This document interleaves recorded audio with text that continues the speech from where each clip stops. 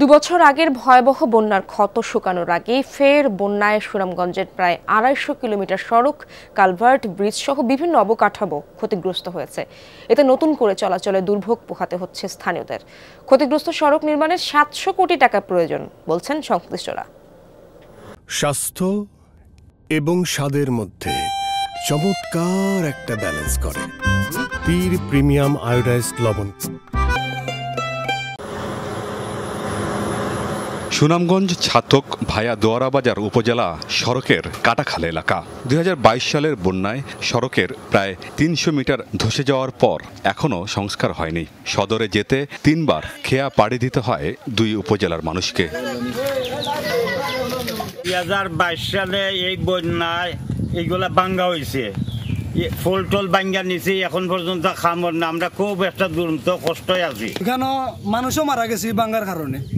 এর থেকে তো আর বড় কিছু হইতে পারে না। যে মানুষের কষ্ট, নারী শিশু ছাত্র আছে মনে হয় ৩,০০০ ছাত্র। সুনামগঞ্জ যাইতে অনেকগুলা কষ্ট হয়, অনেক গুদারা পার হইতে হয়, গাড়ি চেঞ্জ করতে হয়, অনেক অসহায় আছি আমরা। মহিলারা গাঙ্গেরি বার্তা হইতে পারে না, এর মধ্যে আইও এখানো পরে পরে আমরা একটা রোগী, ডেলিভারি রোগী হোক আর এমার্জেন্সি রোগী হোক, আমরা যাইতে পারি না লইয়া, আইতে পারি না লইয়া, আমরা খালি যান লইয়াই আমরা যাইতে পারি না।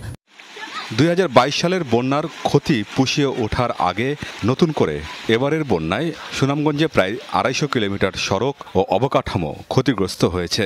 সবচেয়ে বেশি ক্ষতি এলজিইডির আওতাধীন গ্রামীণ প্রায় ১৬০ কিলোমিটার সড়ক, সেতু আর কালভার্ট, যা সংস্কার ও পুনর্নির্মাণে প্রয়োজন ৪৫০ কোটি টাকা। এছাড়া সড়ক ও জনপদ বিভাগের ক্ষতিগ্রস্ত ৯৫ কিলোমিটার সড়ক স্থায়ীভাবে নির্মাণ করতে ২৫০ কোটি টাকার প্রস্তাব দেওয়া হয়েছে।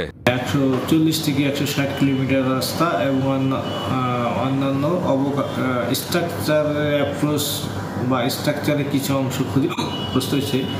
এই রাস্তাগুলো মেরামত করতে আনুমানিক আমাদের প্রায় ৪০০ থেকে ৪৫০ কোটি টাকার প্রয়োজন হবে বলে আমার ধারণা।